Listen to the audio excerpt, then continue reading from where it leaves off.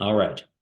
In the previous video, I showed you how to get near-infrared data from the 2MASS survey and mid-infrared data from the WEISS spacecraft survey of the entire sky through the Skyview Virtual Observatory. In this video, I'm going to show you how to get mid-infrared data from Spitzer. Spitzer was one of NASA's great observatories. Back then, they used to call their biggest observatories the Great Observatories. This was one of them. It was the one in the infrared. And it's way better than WEISS. The advantage of WEISS is it's all sky. So no matter wherever you're looking, wherever your target is in the sky, there's some WEISS data there that you might be able to use. Spitzer did not observe the whole sky. It observed specific targets. Now, in this course, in the astrophotography course, we target kind of the biggest, brightest things in the sky. So odds are pretty good Spitzer looked at your target, and there might be some Spitzer data that you can steal and use. So I'm going to show you how to check and see and download that. Okay, so for this, you want to go to SEIPs, the Spitzer Enhanced Image Products. I'll read out the URL, but you can also Google for this. It's ursa.ipac.edu/data/spitzer/enhanced/SEIP, SEIP, Spitzer Enhanced Imaging Products. When people observe, usually it wasn't just a single pointing, but they would tile, they'd do a mosaic like we did with the moon. And these mosaics have been put together, and you can get them here at the SEIP interface. Now, the first thing you need, as we did in the last video, is your central coordinates. Again, you can get this by going to Afterglow and selecting Zoom to Fit, then zooming all the way in using the button that will keep it centered, and then read off the RA and DEC. Again, you don't need anything beyond the decimal points, but the rest of it you do. It's basically the same number that you copied into Skyview. I'm going to stick that right here in the SEIP interface, the Spitzer interface. And it's going to look for any mosaics that it made within 0.3 degrees is the default. You submit.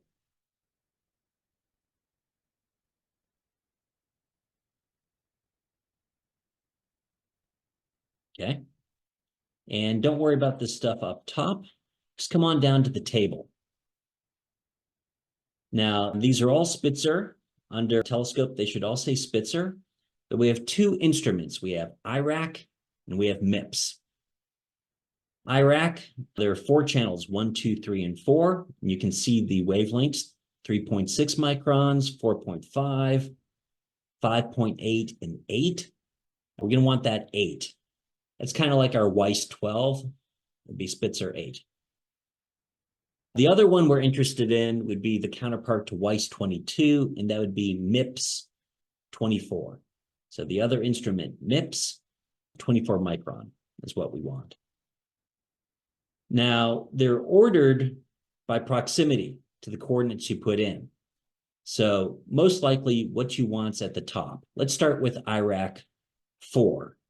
IRAC 1, 2, even IRAC 3 has a lot of stars in it. IRAC 4 is when the dust content will start to kick in. And you look at it by clicking on the second icon, the one with the wrench. It's loading this up.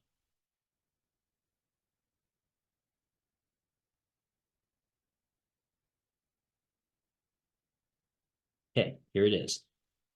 So there's the coordinate, the yellow crosshairs. That's the coordinate that we inserted. That's the center of our image. And so our image fits in here mostly. Not perfectly, we'll see, but pretty good.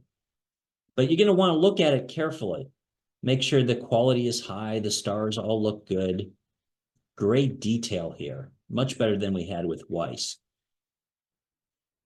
But let's check out, check out a handful of them. Maybe the first one's not good. Let's look at the second one.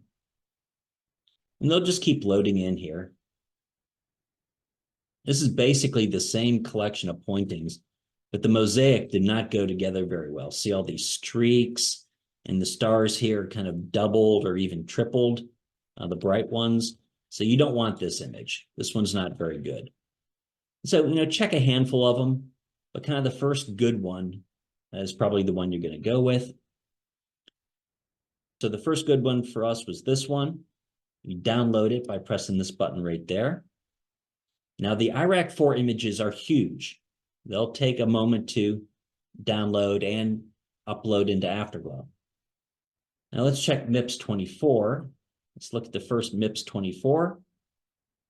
And it looks to be a similar kind of pointing, and it's blurrier, right? 8 micron, 24 micron, 3 times the wavelength, 3 times the blurring, but still better than Weiss 22. And so we'll grab that one as well. Again, you want to check a few of them. Scroll down to the next MIPS 24 and look at it and see if there's any difference here, if it's any better. Looks to be pretty much the same. Often you'll see the same thing in there multiple times. Okay. So I'm going to grab that first MIPS 24 as well. Okay. And that first one's still loading. The IRAC4, it's that big of a file. It may take a while to grab. Okay. Now, once it has downloaded, again, you go to Open Files. Make sure you're in your workspace. You're going to upload. And here it is. That's the MIPS. And the other one, it's this one here. I loaded it up yesterday. You'd grab those two and you would open them. And they'll start to load in. And the MIPS won't take long to load, but the IRAC4 may take a while to load. I'm going to cancel it because I already have them in here. So you select them, and I've already done that, and here they are.